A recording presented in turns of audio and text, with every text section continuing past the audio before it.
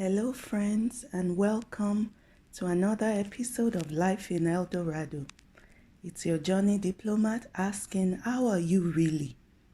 I've had good reasons to celebrate people in the fall-winter of life that touch the core of my being in their words, thoughts, and actions.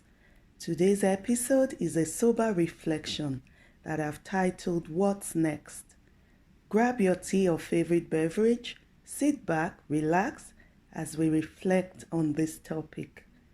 Life has different seasons, categorized into 4, and the first is the spring season from the ages 0 to 24, summer season ages 25 to 49, fall season ages 50 to 74, and winter season ages 75 until God calls you home.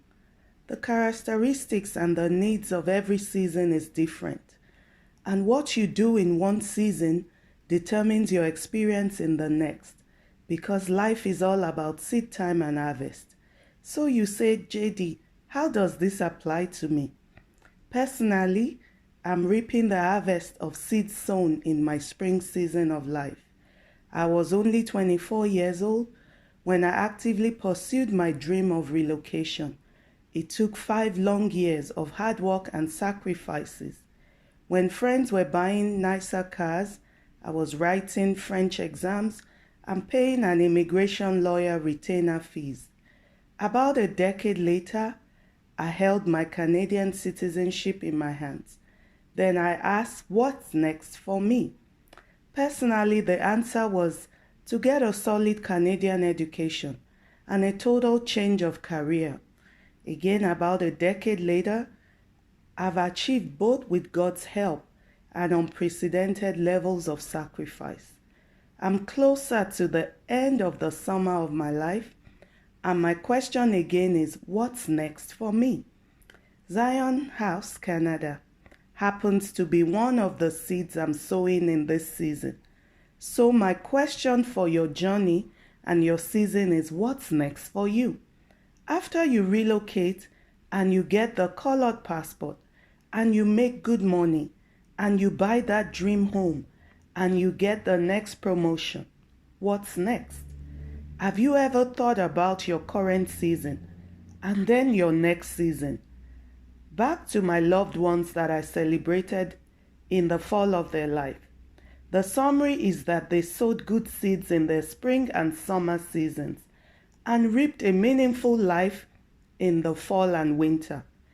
Are you paying attention to your seasons? And what's next for you? I learn a lot from kingdom diplomats that have gone before me. I've been gleaning a lot from the life of Joseph in the Bible lately. He was the dreamer.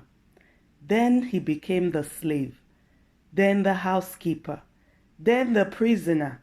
The interpreter. Then finally the deputy prime minister. As I close, I would like to highlight 3 things that made Joseph outstanding in his seasons. Number 1, he was a dreamer. It is free to dream. Dream away as you ponder on your next steps. Write down your dreams, turn them into goals and action plans, and pay the price to execute them. The price for you could be taking public transit in a season of life, to pay for a choice education. It could mean reducing social interactions, to build a successful business or career. Whatever the next means for you, you must climb ladders to your dreams. Number 2, he was a man of integrity. Who are you when no one is looking? Do you see life as a business where you sell your soul for temporary gain? Eugene Peterson puts it nicely when he said in the Message Bible, man in all his glory will soon move into his new home, the coffin in a cemetery. To think that they named counties, cities after themselves. Solomon added to the wise discourse, by saying, "Vanity upon vanity, all is vanity." Tread life softly, people, and be a man or woman of integrity. Finally, Joseph was a lover. Not only did he pay a huge sacrifice to save the next generation. Remember his journey from pit to prison to palace? He didn't spit out venom when he saw his jealous brothers decades later. He embraced them. He could have jailed them because he now had all the power, but he made a higher choice for his next season. Now I love the Bible for its details and choice of words. To depict his love for those who had wronged him, the word embrace was used.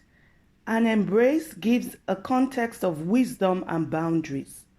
The Bible did not recall that he gave them center stage in his life.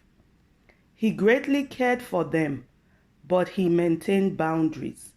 Ecclesiastes says it better, that there is a time to embrace and a time to refrain from embracing.